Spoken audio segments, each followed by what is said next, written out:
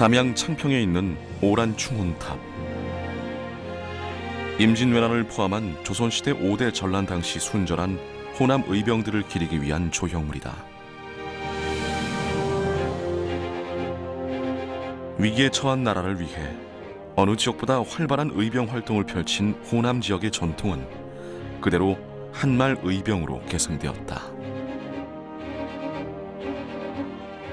1908년대가 가장 극성기인데 8만 명 가운데 2만 명 정도가 호남, 그러니까 4분의 1 정도 되겠죠. 그리고 1909년에는 전체 연 인원으로 약 4만 명 정도인데 2만 3천에서 한 2만 4천 명 정도가 호남 지역에서 일어났다고 이렇게 일본 측이 기록하고 있습니다. 절반 이상이 전라도에서 진행했다고 하고 있고, 호남 지역을 넘어 타 지역의 의병 항쟁에도 지대한 영향을 미쳤던 호남 의병들. 전라도는 한말 의병 활동의 중심 무대였다. 구국의 선봉에 섰던 그들의 처절한 항쟁과 희생, 그 숭고한 발자취를 살펴보자.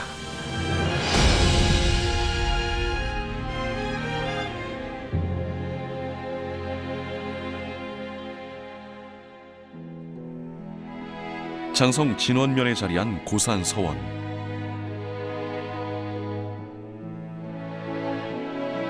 구한말의 대표적인 유학자 노사 기정진을 기리는 사당이다. 기정진은 철저한 주리론자로 전라도뿐만 아니라 경상도 출신 제자도 많았는데 직계 제자의 수가 무려 600여 명. 여기에 그들의 제자까지 포함하면 그의 문화생은 8천여 명에 달했다고 한다. 특히 1866년 병인 양요가 일어나자 그는 전국에서 최초로 위정척사를 주장하는 상소를 올렸다. 이를 기념하기 위해 지난 2006년에는 그의 무덤 근처에 위정척사탑이 세워지기도 했다. 이제 호남 지역이 17, 18세기에 이제 조금 학문적으로 쇠락하다가 이 19세기에 이 기정진 학파가 등장하면서 이제 굉장히 학문적으로 성하게 되는데, 어떤 사회 경제 정책 이런 개혁책들이 가지는 특징으로 인해서 당시 위정척사 사상의 이제 그 사상적 기반이 되었죠. 그 문인들 중에 상당수가 이제 의병 항쟁에 이렇게 이제 참여하게 되는 것이죠. 위정척사탑 앞에는 한말 의병 활동을 주도했던 대표적인 호남 의병장이자 기정진의 제자였던 세 사람 기우문과 고광순, 기사면을 기리는 추모비가 세워져 있다.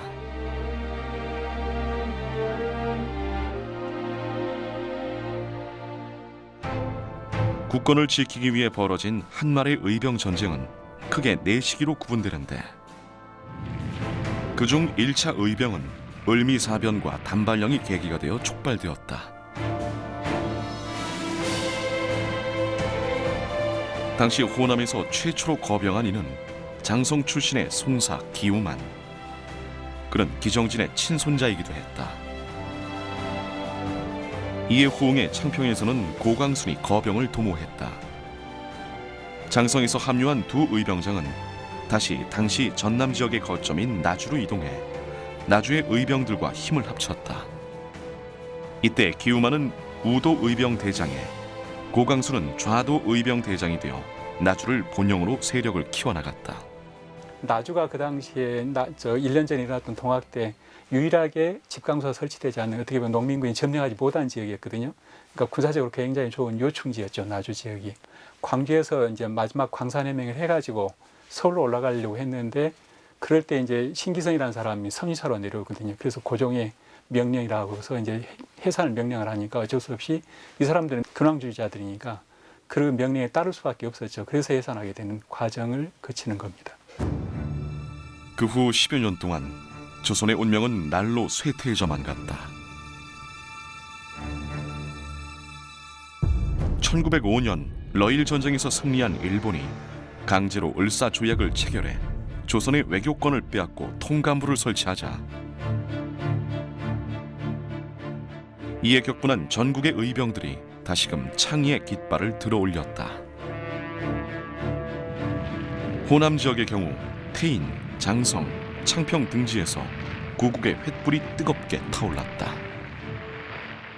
일단 최익현과 임병찬 연합을 해서 전라북도 태인에서 의병을 일으킨 게 이제 중기의병의 가장 그 대표적인 의진입니다. 그때도 마찬가지로 똑같이 정기의병과 같이 북상하는 걸 목표로 삼습니다. 다만 이제 북상을 해서 을사오적을 처단하고, 그 당시에는 각국의 영사관들이 서울에 있었거든요. 그러니까 외교 담판론이라 해가지고 열강들과 합의하에 일본을 물리치는 그런 방향으로 활동 목표를 삼는 거죠. 하지만 정신적 지주였던 최익현이 진위대에 체포되면서 중기 호남 의병의 사기는 크게 떨어지고 만다. 실제 전투 역량도 미흡해 도처에서 해산되는 부대가 속출했다. 하지만 이러한 시기에도 고광수는 굴하지 않았다. 1907년 1월 24일 고향 창평에서 다시 의병을 일으킨 그는 무등산 일대를 의병 활동의 무대로 삼고 화순 동북지소를 습격하는 등의 전과를 올렸다. 당시 고광순 부대의 활약은 일본군의 조선 폭도 토벌지에도 기록되어 있는데 그들조차 고광순을 고충신이라 부를 정도였다. 이제 한말 의병이 전기, 중기, 후기 이렇게 세 차례에 걸쳐서 크게 일어나는데 다른 의병들이 그 뭐 1차 또는 2차, 3차 이렇게 각각 이렇게 한 번씩 일어나는 경우가 많은 데 비해서 고광수는 1차 의병부터 3차 의병까지 계속해서 일으켰던 것이죠. 1907년 헤이그 밀사 파견을 빌미로 고종을 강제 퇴위시킨 일본은 정미 7조약으로 조선의 사법, 행정, 치안권을 완전히 장악한 후 그해 8월 군대마저 해산시켰다. 그러는 사이 의병에 대한 일제의 참혹한 보복 작전도 실행에 옮겨졌다. 의병의 근거지를 박멸한다는 명목 아래 고광순의 집은 모조리 불탔고 가족들도 무참히 변을 당했다. 창평 월봉산 자락 고씨 종택에 솟아오른 불기둥은 그의 고향 마을을 불바다로 만들고 말았다. 녹천의 아드님이 농하셨는데 일경이 와서 불을 질리려 할 때 그 말 못하시는 분이 저항을 하자 당시 일본군이 차고 다녔던 칼로 무참하게 이렇게 찌르고, 유천리가 전부 장흥 고씨들의 집성촌인데 사당만은 절대 불태울 수 없다라고 해서 전 마을 주민들이 나서서 몸으로 이렇게 막았다고 합니다. 당시 마을 사람들이 목숨을 걸고 지킨 이곳은 바로 임란 때의 의병장인 학봉 고인훈의 사당이다.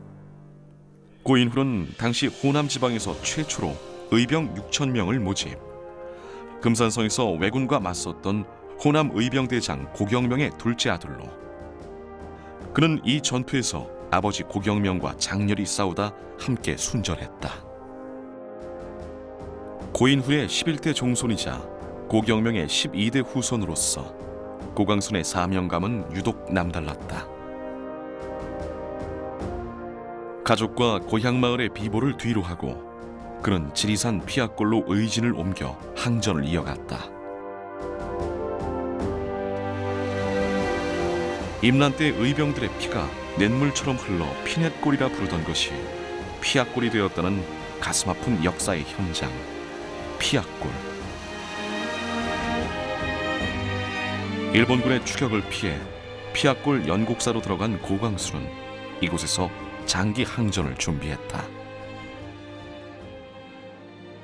그러니까 마치 그 1948년도에 발사한들이 거기를 해방구로 삼으려고 하는 것처럼 어찌 보면 의병들도 거기를 장기 항전을 준비하기 위한 의병기지로서의 건설, 거기에 목표를 두고 피악골에 이제 주목했던 것들이죠. 그 옆에 화계라는 데가 있는데 화계는 사냥꾼들, 민간 포수들이 굉장히 많았어요. 그래서 그 민간 포수로 확보하기가 굉장히 쉽고, 영원하면 인후, 지금 목에 해당된다 그래가지고 큰 요충지였죠. 그런 점들을 고려해서 피악골에 1907년 아마도 9월 달쯤 온 걸로 그렇게 파악이 됩니다. 피악골 인근의 화계장터. 영호남의 사람과 물산이 모이는 이곳에서 고광수는 의병 동지들을 규합하는 한편 일본군과 전투를 벌였다. 화계장터에 주둔한 일본군 10여 명을 사살하는가 하면 10월 14일에는 하동 경무서를 습격하는 등의 전과를 올리기도 했다.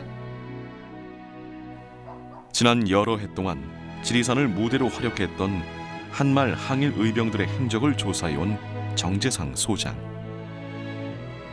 국가기록원이 보유하고 있는 문서들을 열람해 지리산 항일 의병과 관련한 일본 경찰과 행정기관의 각종 보고서를 찾아냈는데, 당시 고광순 의병 부대의 인원이 1000여 명이나 되는 상당한 규모였음을 밝혀내기도 했다. 구체적인 기록이 없이 수백 명 정도 지휘를 했다 하는 그런 내용들이 전해 올 뿐이었는데, 이번에 찾은 자료에는 고광순 의병장이 지휘했던 부대 규모가 확실하게 드러나 있습니다. 도저히 진압이 불가하다. 그래서 별도의 평정을 요청한다는 그런 내용이 있습니다. 당시 경찰권도 이미 일본에 넘어가 있던 상황. 그들은 고광순을 폭도의 수괴라고 지칭하며 반드시 없애야 할 대상으로 규정하고 있었다. 현재 천안독립기념관과 창평 녹천기념관에는 당시 고광순 부대가 썼다고 알려진 불원복 태극기가 전시되어 있다. 실제로 이 태극기가 사용되었는가의 여부는 논란이 되고 있지만, 다시 국권을 회복한다는 의미의 불원복 세 글자가 고광순 부대의 군기에 사용된 것만은 확실하다는 게 학계의 정설이다. 주자께서 가장 애송하던 글귀인데, 불원복은 음의 기운이 다시 충만할 때 반드시 다시 양의 기운으로 돌아간다고 하는 그런 주역의 이야기인데, 이것은 반드시 국권을 다시 되찾는다라고 하는 그런 의미를 갖는다고 합니다. 경찰력만으로 한계를 느끼는 일제는 군 병력을 투입한다. 당시 고광순 의병 토벌에 동원된 일본군 보병 14연대의 진중 일치가 최근 발견됐는데, 그들은 진해에 주둔 중이던 중포병대까지 이 작전에 동원했다. 1907년 10월 17일 새벽, 일본군이 연곡사를 급습했다. 의병의 주력은 당시 다른 곳에서 작전을 펼치고 있던 상황. 고광순을 위시해 남아있던 수십 명의 부하들은 처절한 항전을 끝으로 모두 전사하고 말았다. 당시 고광순의 나이는 60세. 315년 전 선조인 고경명이 금산에서 순절할 때와 같은 나이였다. 지금으로 봐서는 60세가 청춘이라고 하지만 그 당시로서 평균 나이가 한 45세 정도 됐을 때 60세라는 것은 엄청난 노인이라고 할 수 있는데, 임난 의병의 그런 정신이 300년이 지난 그 이후에도 계속 집안으로 이렇게 계속 내려져 왔던 것이죠. 고광순이 전사했다는 소식을 듣고 제일 먼저 달려간 이는 당시 구례에 살고 있던 당대 석학 매천 황현이었다. 고광순이 피하골에 막 들어왔을 때 더 많은 군사를 모으기 위해 매천에게 경문을 부탁한 일이 있었다. 하지만 무슨 이유에선지 매천은 끝내 경문을 써주지 않았다. 원래 1906년에 태인에서 의병을 일으켰던 임병창이라는 사람이 황현에게 경문을 써달라고 부탁을 했습니다. 그때는 그걸 써줬습니다. 그러니까 굉장히 이렇게 기대를 했다는 이야기죠. 근데 불과 10일 만에 이렇게 해산돼 버렸어요. 너무나 실망이 컸던 거죠. 그때 약 900명 정도가 모였는데 900명 가운데 포수는 300명밖에 안 됐습니다. 600명이 대부분 선비들이었습니다. 황현의 기록에 보면 뭐라고 되어 있냐면, 저 사람들은 과거 시험장에 가는 사람들하고 비슷했다. 그래서 보는 사람마다 반드시 패할 거라고 예견했다고. 그러니까 투쟁 역량이 부족하다는 것에 대한 실망감이 컸던 것들이죠. 고광순도 거의 마찬가지라고 생각을 했습니다. 그러나 고광순이 순절한 뒤 그 순간을 두고두고 후회했던 매천은 일본군이 놓은 불기운이 채 가시지 않은 연곡사로 한 걸음에 달려가 고광순의 무덤 앞에 통곡하며 추모시를 지었다. 고광순의 의로운 죽음에 대한 애도와 함께 지식인의 무력함이 절절히 담긴 시였다.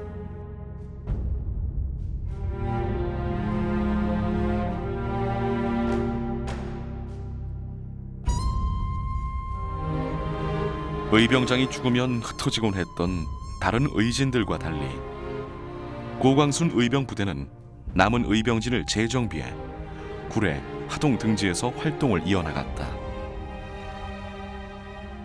이 시기 활약한 대표적인 인물이 하동 출신의 박매지다. 고광순 의병 부대의 전적지이기도 한 하동군 악양천변. 이곳에 지리산 항일 투사 기념탑이 세워져 있다. 1915년까지 약 1만 명의 의병이 이 일대에서 일본군과 격전을 벌였다. 이 땅에서 일제를 몰아내기 위해 최후의 순간까지 뜻을 꺾지 않았던 의병장 중 상당수가 고광순 휘하에 있던 부하들이었다. 그 당시에 특히 이제 경남 지역에서는 그 의병 활동이 그리 활성화되지 못했습니다. 그런데 이제 고광순 의병진이 하동 쪽으로 들어옴으로 해가지고 하동과 경남 서부 지역 항일 의병을 일으키는 그런 큰 역할을 합니다. 1962년 고광순은 대한민국 건국 공로 훈장을 주서받았다. 하지만 그를 따랐던 부하들 중 상당수는 이름 없이 역사 속에 묻혀버렸다. 우리가 미처 알지 못했던 의로운 죽음들. 정재상 소장은 그들의 활약상을 밝혀내는 작업을 꾸준히 진행해 오고 있다. 올해 2월에도 정부 기록 문서를 열람한 끝에 남원 출신의 이평국 3부자를 비롯한 36명의 지리산 의병장들의 신원을 확인. 현재 독립유공자 포상 신청을 해놓은 상태다. 그 이름 석자도 남기지 못하고 돌아가신 분이 많습니다. 그런데 그래도 이분들은 그 인적 사항들이 당시 그 일본군 기록에 남아 있습니다. 의병들은 대부분 보면은 결혼 전인 분들이 많았습니다. 이제 절손된 그런 분들이 많고 하기 때문에 우리가 좀 더 적극적인 관심을 가지고 이분들을 찾아야 되지 않겠나. 지리산과 함께 한말 의병 활동의 주요 무대였던 광주 어등산. 지금은 도로 한편에 놓인 표지석만이 이 산기슭에서 장렬하게 산화한 호남 의병들의 존재를 일깨워주고 있다. 어등산은 그러니까 빈번하게 의병들이 이용하는 장소 정도로 삼았을 겁니다. 왜냐하면 어등산이라는 지역이 장성 그리고 나주, 광주를 잇는 그 중간 지점 애매한 지점이거든요. 관할 지역이 좀 애매한 부분이죠. 또 그 옆에는 황룡강이나 강이 흐르고 있기 때문에 일단 그 강을 건너는데도 애로사항이 있으니까 쉽게 접근하지가 못하죠. 어등산을 무대로 활약한 대표적인 인물이 바로 현재 농성광장에 세워져 있는 동상의 주인공 죽봉 김태원이다. 그는 동학농민군 출신의 의병장으로 그의 호인 죽봉은 현재 농성광장과 동은고가 사이의 도로명으로 사용되고 있기도 하다. 그는 기사면이 주축이 된 호남 창의회 맹소의 선봉장이기도 했는데 호남 의병부대의 결집체인 호남 창의회 맹소는 고창 읍성을 점령하는 등 호남 서부 지역에서 큰 맹위를 떨치기도 했다. 한 사람이 모든 걸 이렇게 주도권을 갖기보다는 여러 의진들이 함께 연합해서 1907년에 10월경에 이렇게 결성이 되는데 그때 가장 강력한 의진이었습니다. 그때 가장 주도적인 역할을 한 사람은 장성 출신의 기사면 의병장이었고요. 그 기사면 의병장의 그 후속 이제 의병장들이 계속 이렇게 많이 나오는데 그중 가장 출중한 분이 김태원 의병장이고요. 하지만 우세한 무기와 근대식 훈련을 받은 일본군을 고작 화승총으로 무장한 의병 부대가 이기기에는 역부족이었다. 1908년 2월 맹주인 기사면은 금성산에서 패한 뒤 붙잡혀 총살을 당했다. 지금은 광주교로 이름이 바뀐 옛 서천교 아래 천변이 당시 기사면이 처형된 장소이기도 하다. 김태원 역시 넉 달 뒤인 1908년 6월 어등산에서 일본군과의 교전 중에 전사했다.